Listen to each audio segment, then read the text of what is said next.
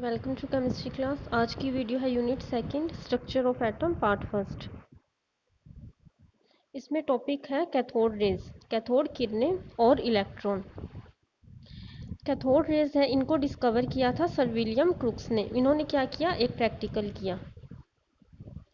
इस प्रैक्टिकल में इन्होंने क्या किया, सबसे पहले एक वैक्यूम ट्यूब ली। वैक्यूम ट्यूब को इन्होंने किसके साथ जोड़ा, प्लेटिनम के इलेक्ट्रोड के साथ, जिसे 10,000 वोल्ट की बैटरी से जोड़ा गया। अब इस ट्यूब में वैक्यूम बनाने के लिए इन्होंने क्या किया, एक पंप लगाया जिसके पीछे जिंक सल्फाइड की प्लेट लगाई गई।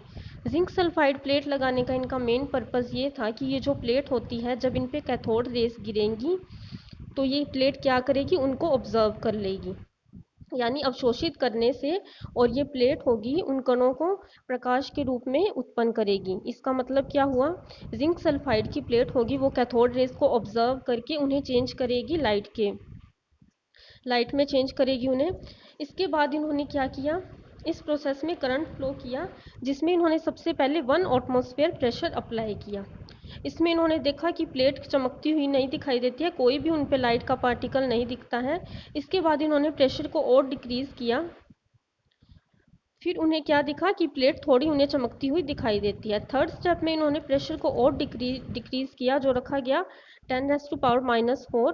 इसके बाद इन्होंने क्या किया कि इन्हें प्लेट है वो चमकती हुई दिखाई देती है। इस तरह से इन रेस को डिस्कवर किया सर विलियम क्रुक्स ने। इन्होंने तो क्या किया था, सिर्फ इन्हें डिस्कवर किया था कि इन्हें कुछ रेस हैं, पार्टिकल हैं, चमकते हुए दिखाई देते हैं। पर इनका जो कैथोड किरण यानी कैथोड रेज, इनका जो नाम रखा गया वो रखा था, साइंटिस्ट हैं सर जे थॉमसन ने। इन्होंने क्या किया, इन्होंने देखा कि ये जो कैथोड रेज हैं उनकी मूवमेंट होती है एनोड की तरफ, क्योंकि इन पे कैथोड रेज है, इन पे नेगेटिव चार्ज होता है, तो ये पॉजिटिव की तरफ मूवमेंट करती है, जिसके कारण इन्होंने क्या किया, इनका नाम रखा कैथोड रेज। अब इसके बाद है, देखो कैथोड रेज की प्रॉपर्टी कि इनमें कौन कौन से गुण होते हैं। सबसे पहले है कि ये एक सरल रेखा में गति करती है। इसका मतलब है कि ये एक स्ट्रेट मूवमेंट करती है, जो भी कैथोड रेस होती हैं। उसके बाद देखो सेकंड पॉइंट में लिखा है कि यदि इन कणों के पथ में कोई भार रहित या घर्षण रहित पंखा रखा जाए तो वह इसके टकराने पर घूमने लगता है।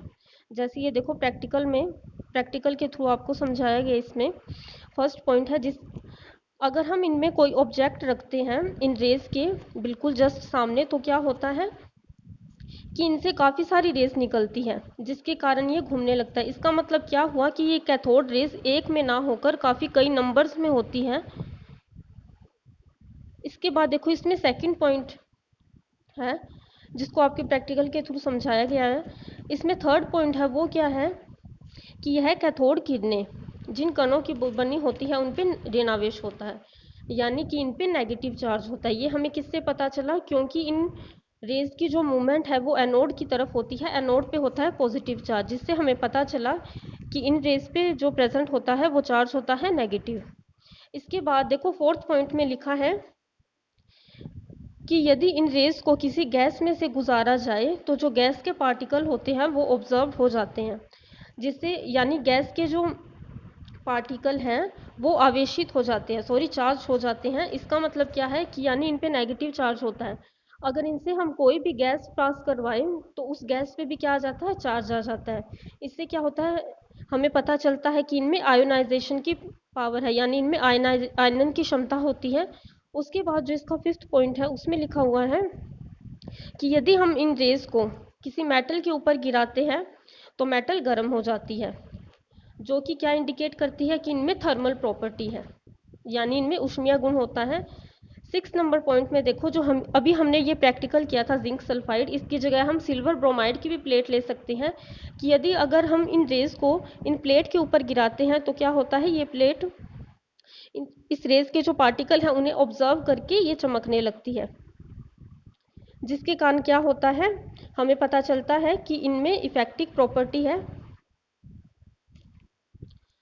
इसके बाद क्या किया, देखो इन्होंने थॉमसन ने क्या किया, जो साइंटिस्ट थे उन्होंने इन रेस का नाम तो रख दिया कि इन्हें कैथोड रेस कहते हैं, पर इनमें जो सभी करैक्टर थे वो इन्हें किसके जैसे लगे कि ये जो सभी करैक्टर है ये इलेक्ट्रॉन के जैसे है, इसलिए इन्होंने कैथोड रेस का नाम इलेक्ट्रॉन रख दिया।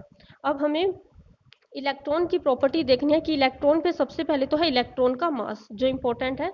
सबसे पहले इसमें इलेक्ट्रॉन का द्रव्यमान क्या होता है, ये होता है 9.1 इंटू 10⁻⁻31 किलोग्राम।